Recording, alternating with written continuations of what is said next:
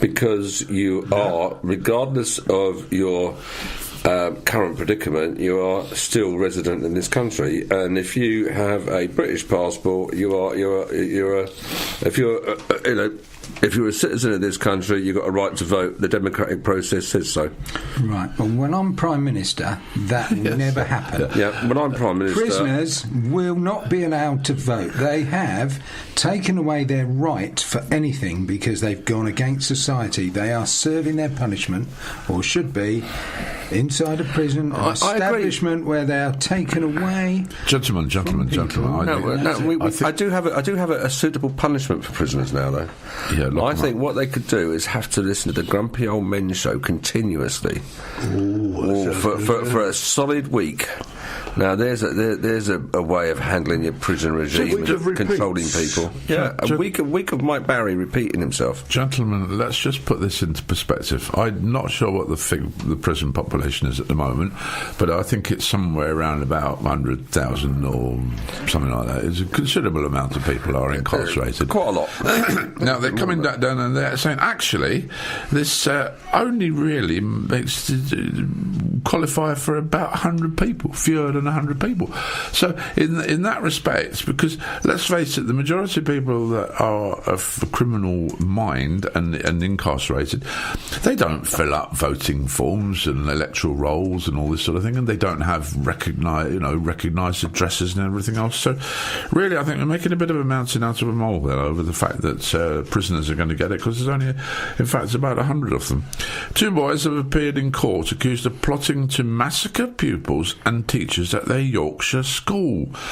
The 14-year-olds face allegations of a disturbing plot clearly inspired by the 13 killings at Columbine High School in Colorado in 1999. Heavens above, that's nearly 20 years ago, you know. Both teenagers from Northallerton in North Yorkshire have been charged with conspiracy to murder. One has also been charged with aggravated burglary at the home of his ex-girlfriend's parents. 14 years of age, you know. I mean, it's what are we doing with this, eh? The point is this: why don't they name the two boys? Their boys were arrested on Saturday in an operation involving counter-terrorist police, so there are probably lots of them, and they were charged on Wednesday this week. The Judge Kitson reminded the pair in a secure youth justice accommodation until they appear at Leeds Crown Court on December the 4th. Now then, have you finished they're taking photographs in here now, so I might as well just talk to myself. Just going on to the prison population, Mike. Yes. In England, they reckon there's about 80,000. 80,000. Well, I wasn't far wrong. Prison population, yeah. But what's really interesting is the population of prisoners per 100,000. We have 148. In Japan, they only have 62. Yeah, prison population is the highest in Europe, I believe. Even Turkey has has 91. So we're a third more people per 100,000 than Turkey. But less at Christmas. All right, yeah, but the turkey's not just for Christmas. That's true. It's for life. Turkey's prison. We're talking about this. I mean, this again. I just stick there. Parents should stop tickling their child when asked to teach them about consent, MPs were told. In a Commons debate on abuse in schools, the SNP, that says it on it, Alison Thewlis, said lessons about consent should begin early to teach children they should be listened to when they say no. We could do something as simple as tickling. If you're tickling a child and they say stop, stop, stop, that's teaching consent to very young children. They understand that. They know that. Heavens above, how pathetic are we getting?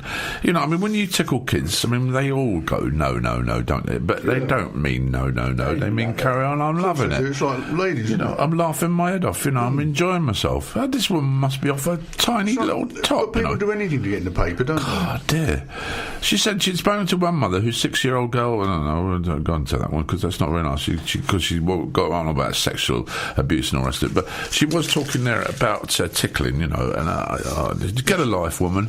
But surely this works all sorts of ways as well. Okay, we're talking about a young child, and if they say no, stop tickling. Yeah. Well, that can be extended to all sorts of things in the upbringing of that child, can't it? Yeah, but unfortunately, too many times parents say no to the child, and they mean no, and the child doesn't. The child couldn't care less, because they know that the parents think that when they say no, they mean no for 5 minutes.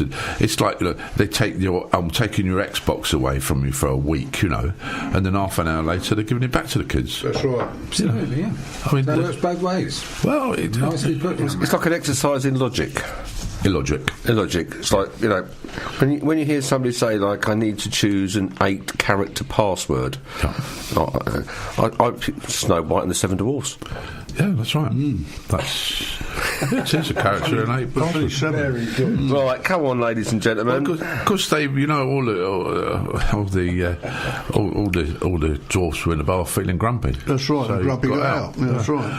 I like Snapchat myself. You beat me too. I could talk about a classic card game all day. Yeah, that's indeed. Talking about no, I have this problem here on the show as the producer, because I say no to you guys and you just put your finger up and do whatever you want. Well, Alan is developing into the Tim Vine of the Grumpies. Yes, that's right. Tim Vine? You mean Jeremy Vine? Yeah, yes. Tim Vine. No, Tim Vine. Tim Vine's Jeremy's brother, who's a comedian. Who is he? This will get Bob going because car makers... Comedian, isn't he? Shut up. But car makers have been warned their vehicles will be taken off the road if they fail to repair known safety problems. A database for garages which carry out MOT tests will identify vehicles where the manufacturer has admitted to a safety flaw and the need for a repair. And if the fault is serious enough and hasn't been fixed, the car will automatically fail the MOT. I smell a rat here. Garages will stop them being driven away even if they pass the normal checks on roadworthiness. The system will put pressure on manufacturers to carry out repairs as soon as problems are identified, but it could also give the car owner a nasty shock. The new rules come in response to a scandal involving Vauxhall. The company first became aware of the problem of fires in the heating and ventilation systems of the Safira B models in September of 2014. Yeah. However, it failed to warn the public and watchdog the Driver and Vehicle Standards Agency for more than a year. Well, yesterday the government said that the DVSA is working with the Department of Transport to investigate the possibility of automatic fails at MOT stage for the severest unremediated defects. It's a bit of a joke, the MOT, anyway, isn't it? I think it is, and I mean, the sooner they move it to 5 years from 3, the better. I think nowadays. But apparently, there was a local garage on the television last night as well, because apparently now the manufacturers are making it really rather hard for they're not passing on to dealers, but not the small, the sort of what I call the backstreet garages, all the technical knowledge that they require to actually service vehicles properly. It's becoming a cartel, isn't it? Well, it is, and I mean the dealers, the manufacturers are closing in on the dealers, closing in on the car industry and on the independents. That's right, and it's they said that the main dealers are looking at £140 an hour, I think it is, for the mechanics. And you might get an apprentice for labour, and but the independents are looking at £80. That's right. I mean, even £80 an hour is, I think, is ludicrous fair. Do you really think so? I think it's basically the equation, from a businessman's perspective, the equation is about 3 times cost. So if your labour's costing you X an hour, you multiply that by 3, and that's about the charge rate. So the problem is you don't know how long it takes to do a job, do you? Well, how many hours? That's a different matter. But £90 an hour doesn't seem an unreasonable amount to pay, really. Well, I'm sorry, I think it is, because nowadays they're not mechanics; they're technical engineers. They're very sophisticated people. They have to use computers. So you plug your car into a computer, and when you're paying the mechanic, you're not just paying the mechanic; you're paying for the garage, the premises, the receptionist, all the overheads. You know, you got to start thinking outside the box. That's like why it's not dealers just. cost so much. I mean, you're so used to having Fred next door come round and fix your car for a couple of quid, but if you're doing a professional job, you've got to charge the going rate for it. But the cars are so complicated now, you can't do it yourself. can't do it. No, I opened the bonnet. I opened the bonnet and went, "What's that?" You can't even change a bulb these days. It makes it so difficult. Very funny. I had a Ford car not so long ago, and it said roadside repairs. To replace a bulb, first take out the front grille. yeah. What BMW was like when I had that. Unbelievable. But what's the point in taking a set of bulbs across the continent because you have to carry them if you can't fix one? Well, why don't they design cars where you can actually get access to things like bulbs? Because the dealers make money out of it. Oh, well, that's it. I don't know whether you know, but nowadays the majority, the newer cars who've got LED headlamps, you don't actually, if you go abroad, you don't have to put mask covers over them or anything like that because the LEDs automatically adjust to the whether you're overseas or whatever, you know. So I asked my North Korean friend actually, you know, what it was like. North Korean friend, yeah. I asked him what it was like over there, and he said, well, he couldn't complain. Sorry, ladies and gentlemen. He's very jocular this morning, isn't he? Well, I don't know what he was eating last night. I don't know. For somebody who talks about cars and all the rest of it, you know, and gets up in the morning and can't even find his keys, you know. No, they'd got hidden under a carving thing. I spent 15 minutes looking for my car. Oh, it's like a wooden carving block, and they managed to slide underneath it, and I was getting more and more wound up and frustrated. You got magic keys in, haven't you? I tell you what, I see the old fuel prices are creeping up again without anybody saying anything. £1.24 a litre now, diesel. It always goes the way, isn't it? You know, and then you go to the supermarkets and they've got, you know, spend £50 and you get a voucher for 5p a litre off. You know, so there's all swings and roundabouts. You know, but there we go. How about this one where a dog walker, two friends, they go off for a walk with the dog, and then one of them says, you know, just hold on to my dog for a moment, hold the lead, you know, because I'm going to go off to the little coffee shop there, and I'll bring back a couple of coffees. And but the dog was a boisterous 3-year-old called Lily, and it was a German Shepherd. And so, of course, the woman went off, and the dog got a bit, friendly and wagging his tail and all this. Jumped on the leg. So he pulled the social worker, and she fell, breaking a hip and arm, leaving her in agony. Well, of course, you break your hip and arm, well, you would be in agony. But so as a result, Mrs. Benstead sued Mrs. Finney for damages, and yesterday was awarded £115,000 at the end of a 3-day trial at Central London County Court.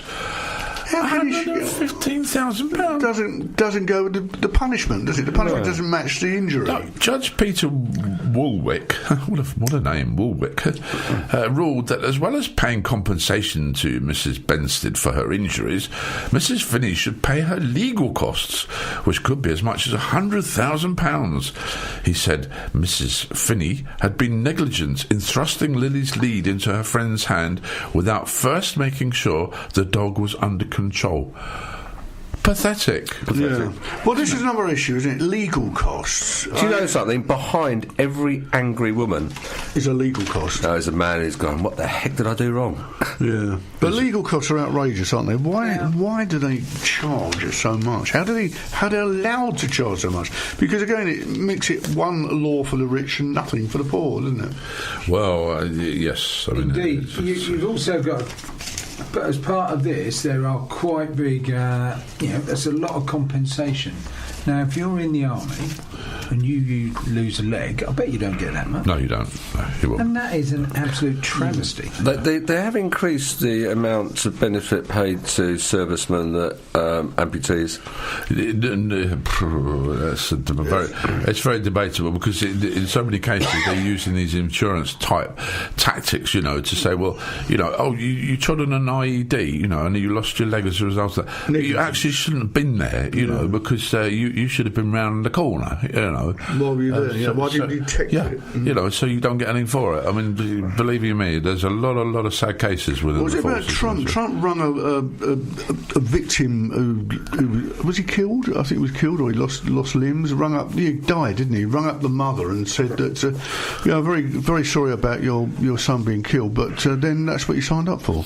I don't believe that, actually. I think Trump would say it. I don't. I think that's. You got the name wrong as well. I think, I think it's all. Well, we've done that. I mean, Gordon Brown was a favourite. That was a favourite. Gordon Brown's was getting people's names wrong when he was sending condolence letters. Absolutely. Well, gentlemen, I've got a question for you. John, I don't think you know. Oh, sorry. Yeah. Got a question for you. Hello, Bill. Right. Hello. What is worse than raining cats and dogs? Raining women, I should say. No, hailing taxis. Oh, shit. Boom, boom. Particularly